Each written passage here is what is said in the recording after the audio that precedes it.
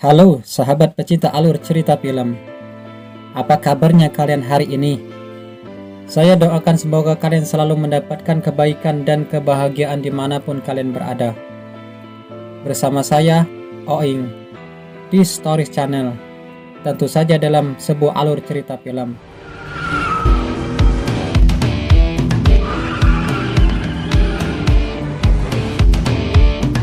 Film ini berjudul Vanguard, dibaca Avenger. Bercerita tentang sebuah perusahaan keamanan swasta yang dipimpin oleh Tuan Tang. Ini dia orangnya. Diperankan oleh Jackie Chan, Miyagi, Yang, dan yang lainnya.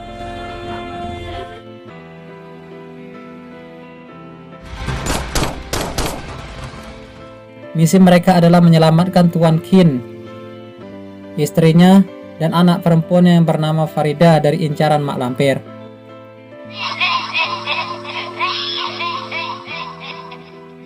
Misi mereka adalah menyelamatkan Tuan Qin, istrinya, dan anak perempuannya yang bernama Farida dari incaran para teroris Timur Tengah yang ingin menculik mereka. Tanpa lama-lama, kita masuk ke ceritanya. Cekidot Action.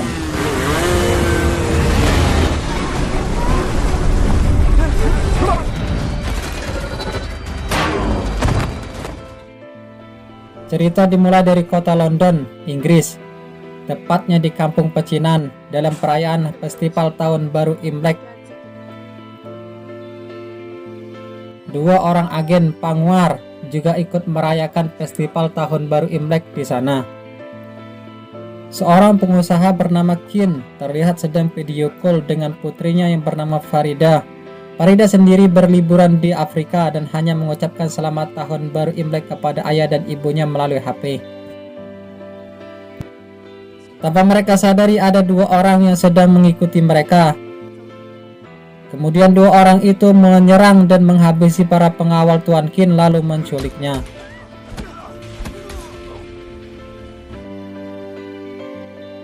Di sana seorang wanita mendatangi ketua Vanguard sambil menunjukkan sebuah video tentang penculikan Tuan Qin dan istrinya.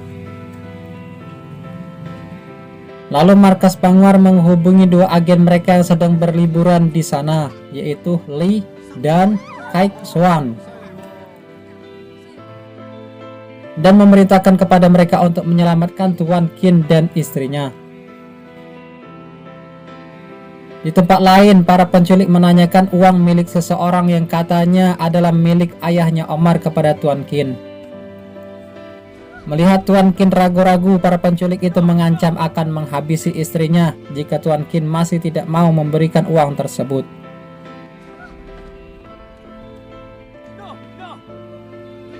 Setelah mengetahui lokasi penculik, dua agen Vanguard itu menyerang penjaga pintu. Sebelum masuk ke dalam, Kai Swan mengambil segenggam cabai.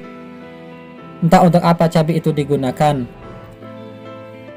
Kai Swan masuk melalui jendela, sedangkan Lee mengetok pintu depan dan langsung menghajar orang yang membukakan pintu tersebut.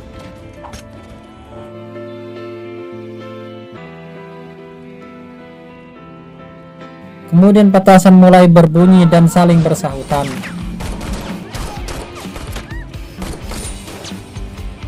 Kai Swan membawa kabur Nyonya Qin untuk diselamatkan melalui dapur. Dia memasukkannya ke dalam salah satu ruangan kamar. Lalu dia menghadapi dua penculik yang masih mengejarnya.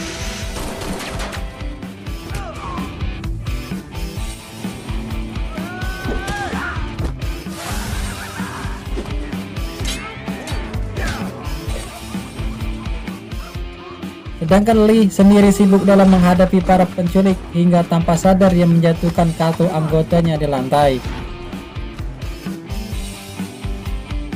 Lee dan Tuan Qin masuk ke dalam sebuah kamar dan mengunci pintunya dari dalam. Lalu mereka lompat dari jendela dan kabur. Di tempat lain, Kaik Swan juga berhasil membawa Nyonya Qin keluar dari sana. Lalu mereka sama-sama masuk ke mobil yang sudah disiapkan untuk mereka dan kabur dengan cara berjalan mundur, undur-undur.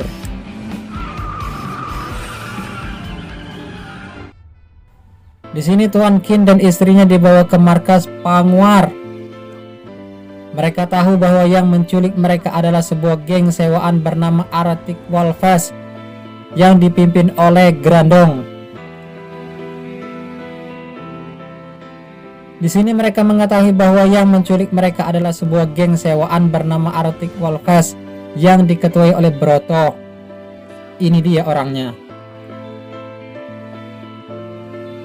Tuan Qin bercerita bahwa dia pernah bekerja dengan seseorang bernama Masham, yaitu ayahnya Omar.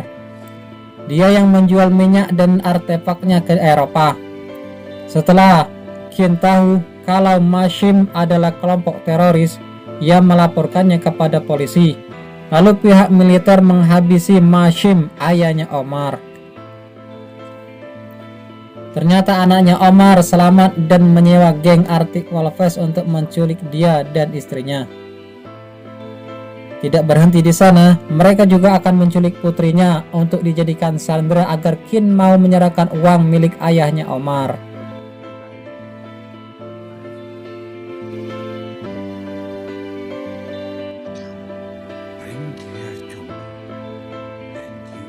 Scene selanjutnya berpindah ke gurun Sahara Afrika, di mana Farida berada.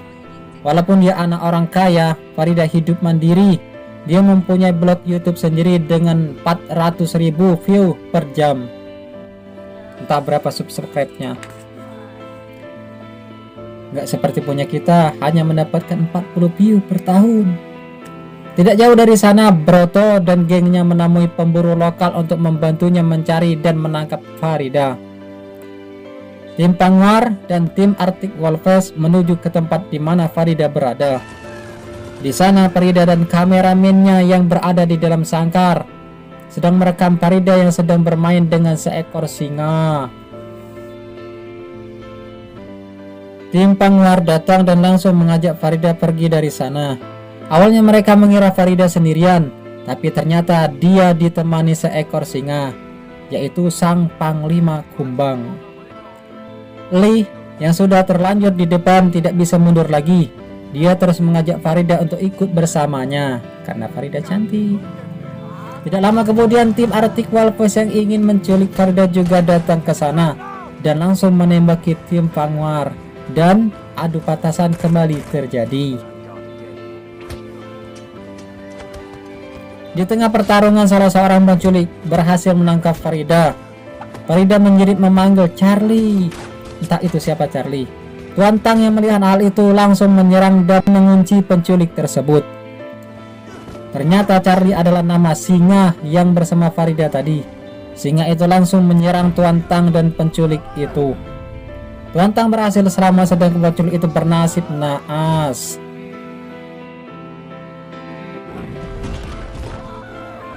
Setelah Lee berhasil membawa Farida, Tang dan Mia juga pergi dari sana. Farida membawa mobilnya ke sungai. Wow, keren bro. Ternyata mobil itu punya mode air, yang artinya bisa berjalan di atas air. Mobil orang kaya. Di sini Lee terlihat seperti mabuk air, walaupun sebenarnya dia terkena tembakan bius milik Farida saat bertarung tadi. Tapi tidak apa, mungkin itu adalah takdirnya untuk tidur berduaan dengan Farida. Yang ternyata Farida memiliki rumah pohon seperti sebuah sangkar burung di atas ketinggian. Anak orang kaya. Di tempat lain tim Pangwar menemukan lokasi Lee dan Farida berada. Tentu saja melalui alat pelacak yang ada pada Lee. Tang dan Mia pergi untuk mencari mereka, sedangkan tim Pangwar yang lain pulang untuk berobat. Besoknya ketika pagi hari tiba, Lee sadarkan diri. Dilihatnya Farida kedinginan. Dia ambil selimut, lalu dengan selimut itu dia menyelimuti Farida. Kirain mau dipeluk, oi. Lee mengambil sebuah kompas, lalu dia melihat kumpulan burung cendrawasih. Saya langsung pikir itu adalah Papua. Lalu ada serombongan mobil para penculik yang mendatangi mereka.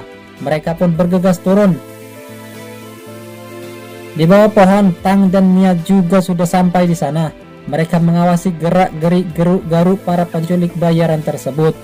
Kemarin mereka dihajar oleh singa. Sebagai serangan balasan, kini mereka membawa 2 ekor hyena. Tang menyerang anggota yang paling belakang dengan alat setrum itu hingga dia kejang-kejang. Lalu mereka baku hantam di sana. Dengan menggunakan mobilnya, Farida dan Lee membawa Tang dan Mia kabur dari sana. Lagi dan lagi Farida membawa mobilnya ke sungai hingga mereka berhasil lolos dari kejaran para perampok. Wow, mobilnya keren bro. Tapi ternyata para penculik telah menyiapkan rencana cadangan. Dengan menggunakan jet ski mereka mengejar mobil Farida. Entah bagaimana mereka membuat adegan film ini, yang jelas cukup membuat adrenalin kita terpacu.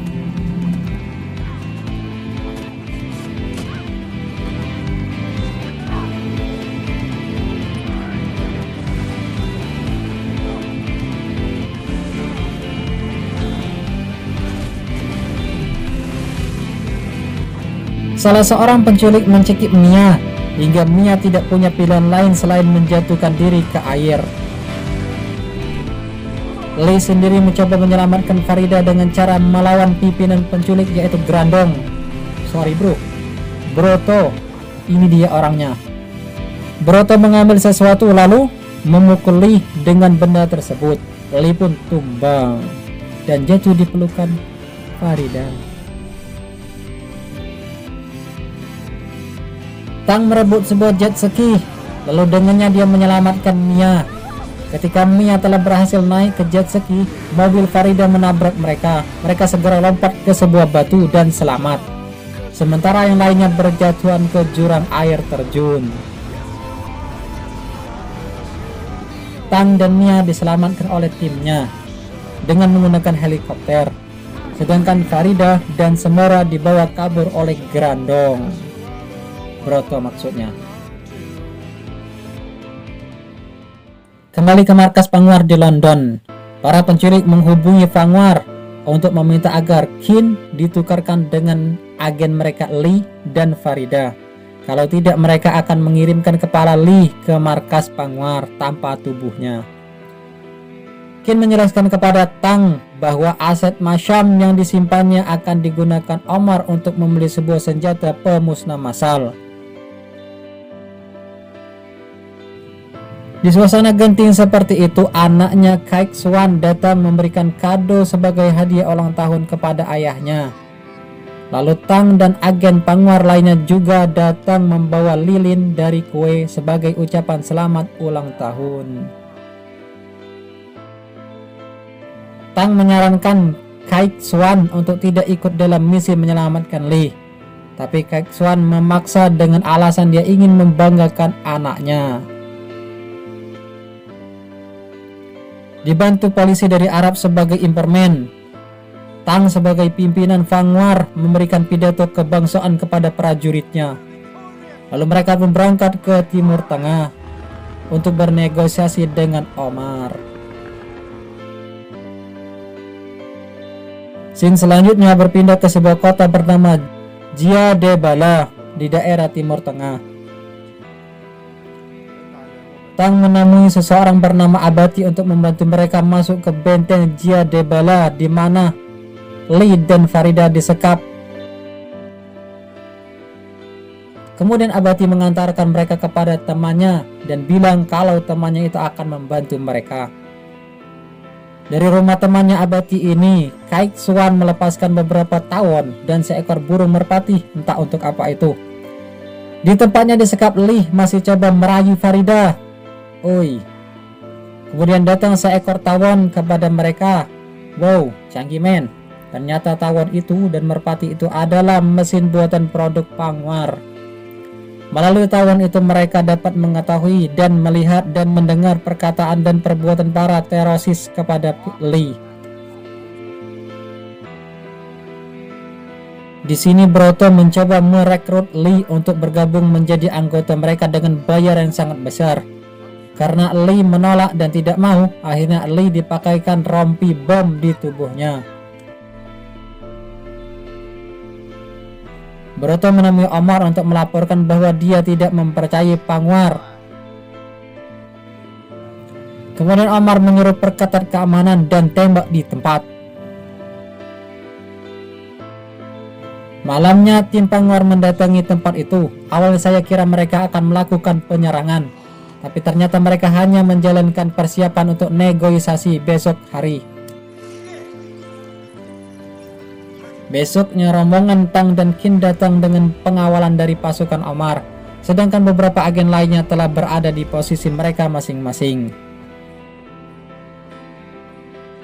Melalui merpati buatan, tim Panguar mengetahui keberadaan Lee.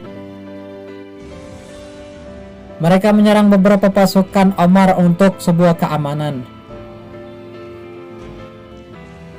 Qin dan Tang menemui Omar. Mereka hanya dikawal satu agen saja. Di sana Farida sedang disandra oleh seorang prajurit Omar. Tang mencoba negosiasi, tapi Omar marah kepada Tang. Lalu Omar berbicara kepada Qin. Qin memberikan sebuah tas kepada mereka, tapi isinya hanyalah beberapa berkas saja. Qin bilang itu adalah daftar aset milik ayahnya Omar yang dikelola olehnya, sedangkan uangnya telah dia ubah menjadi emas dan disimpan di suatu tempat yang aman. Omar memerintahkan prajurit memenggal telinga Farida. Tepat saat itu juga Tang memberikan tanda. Prajurit Omar ditembak oleh tim Panguar. Tang langsung menyuruh mereka semua agar menyerah. Omar menyuruh menutup semua gerbang, lalu dia sendiri kabur dari sana. Pertempuran antara pasukan Panguar dan pasukan Omar tidak dapat dielakkan.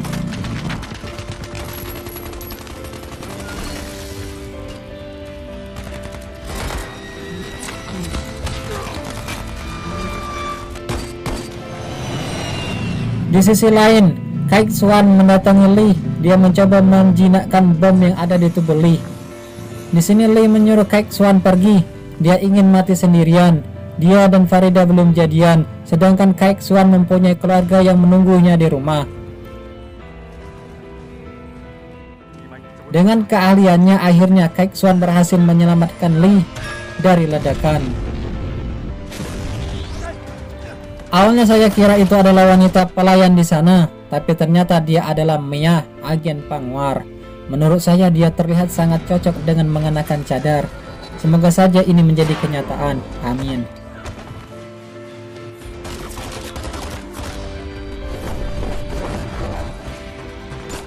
Di sisi lain, Abati berteriak bahwa Omar butuh bantuan.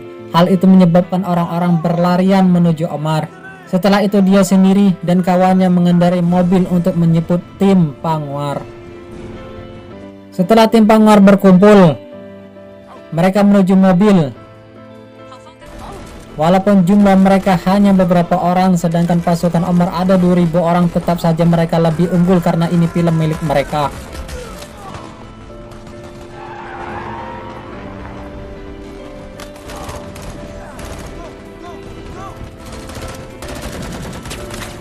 Di sini Kai Xuan tertembak dan tertimpa reruntuhan. Lee mendatanginya dan coba menyelamatkannya dengan cara menggendongnya ke mobil. Melihat tim Panguar terus diberondongi dengan jagung, Qin sadar mereka akan kalah. Lalu dia menyerahkan diri kepada Omar. Qin menyuruh Panguar pergi bersama Farida anaknya, dan akhirnya Panguar pun pergi. Di dalam perjalanan, Lee coba untuk menyelamatkan Kai Xuan, walaupun dia tahu hal itu akan sia-sia. Innalillah. Karena terus dikejar, mau tak mau mereka harus kebut-kebutan. Ketika kebut-kebutan terjadi, tanpa sengaja tubuh Lee menimpa tubuh Kai Xuan yang akibatnya Kai Xuan bernapas kembali. Kek Xuan mengeluarkan sesuatu dari dalam bajunya. Ternyata peluru itu mengenai tepat di lencana pemberian anaknya sebagai hadiah ulang tahun dirinya. Meskipun mereka dapat menyelamatkan Farida dan Lee, tapi sebagai gantinya kini Qin yang ditawan. Sama saja. Scene selanjutnya berpindah ke kota Dubai. Panguar menemui pihak kepolisian di Dubai dan memberikan informasi kepada mereka. Pihak kepolisian Dubai tidak mengizinkan tim Panguar menggunakan senjata. Kasus ini sepenuhnya mereka yang urus. Tang dan kawan-kawanan cukup lihat dan berikan informasi saja. Bagus dong, bisa ngopi cuy. Dari informasi kepolisian Dubai, ada seseorang yang bernama Marder. Dia adalah anggota geng Arctic Wolves. Ini dia orangnya. Mengetahui di mana Marder akan bernegosiasi, mereka pergi ke sana dengan cara menyamar sebagai model dan fotografer. Modelnya adalah Mia dan fotografernya adalah Kek Xuan dan seorang temannya. Di sini adegannya agak vulgar, jadi kita lewatkan saja karena saya kasihan bagi kalian yang masih jomblo. Hahaha. Langsung ke intinya. Akhirnya temannya Marder meminta nomor chatnya Mia. Mia men-scan HP-nya dan misi mereka berhasil. Di lain tempat, Omar dan Qin datang ke Dubai. Marder sudah menunggu mereka di sana dan langsung menyambut Omar dan rombongannya. Melalui HP Marder yang telah berhasil mereka retas, mereka dapat mengetahui di mana lokasi transaksi yang akan dilakukan oleh Omar. Tim Panguar telah menunggu di lokasi tersebut, tapi mereka hanya menjadi penonton. Qin membawa mereka ke suatu tempat, lalu dia membuka sebuah pintu rahasia dan wow, ternyata di dalamnya ada 7 mobil yang terbuat dari emas dengan ban dan kacanya dibuat anti peluru. Lalu Omar menukarkan mobil tersebut dengan senjata pemusnah massal. Setelah memilih target, Omar mengaktifkan senjata pemusnah massal tersebut. Ternyata sasarannya adalah kapal induk Amerika yang sedang berlabuh di Dubai. Alasannya adalah Omar ingin balas dendam karena kapal itulah yang telah menghabisi ayahnya. Karena Omar tidak membebaskan ayahnya, Farida nekat untuk pergi ke sana sendirian. Lee mengejarnya. Kemudian mereka pergi ke sana sambil berpegangan tangan. Penjaga ngencani, tuan, bukan pagar makan ayam. Pihak kepolisian Dubai menyergap Omar.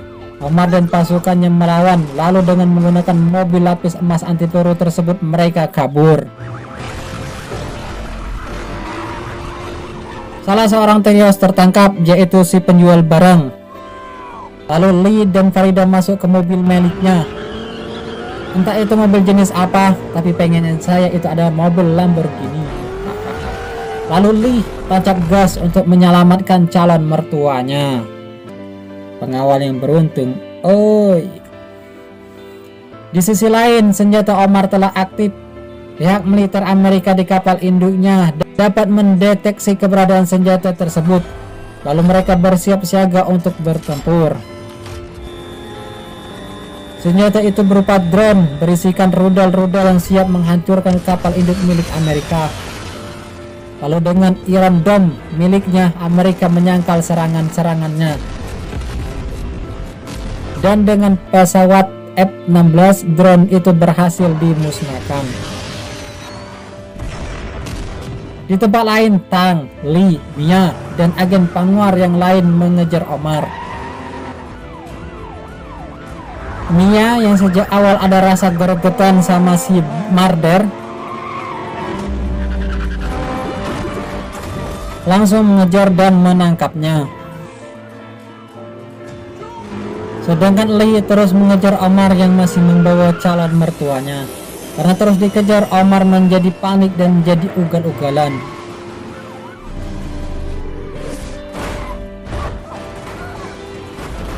Di sebuah mall, mobil Omar terjatuh. Dia keluar sambil menyandra Qin. Di depan Farida, Lee melompat untuk menyelamatkan ayahnya. Pahlawan gitu loh. Di suatu ruangan, Omar terjebak jalan buntu. Lee dan Tang bersiap untuk menyerang. Lee menyerang Broto, sedangkan Tang menyerang Omar. Tang berhasil melemparkan Omar. Begitu juga Lee berhasil menangkap Broto. Ternyata Omar terjatuh di sebuah akuarium yang banyak hiunya, dan para hiu itu datang karena tubuh Omar mengeluarkan darah. Tuan Qin dan Farida bertemu saling berpelukan karena terharu. Singkat cerita, keluarga Qin, tim Panguar, dan pihak kepolisian Dubai ikut merayakan Hari Raya Imlek di Dubai. Lee memandangi Farida. Farida sendiri terlihat malu-malu.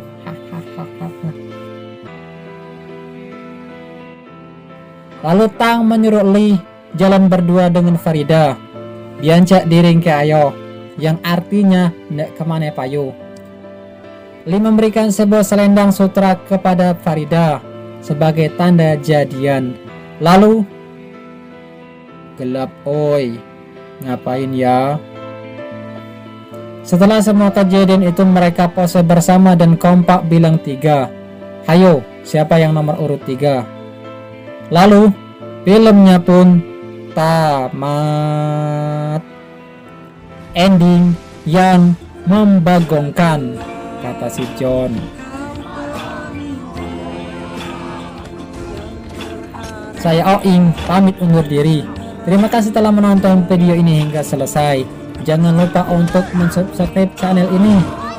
Satu pelajaran yang kita ambil dari film ini adalah jangan tidur terlalu larut malam karena tidak baik untuk kesehatan.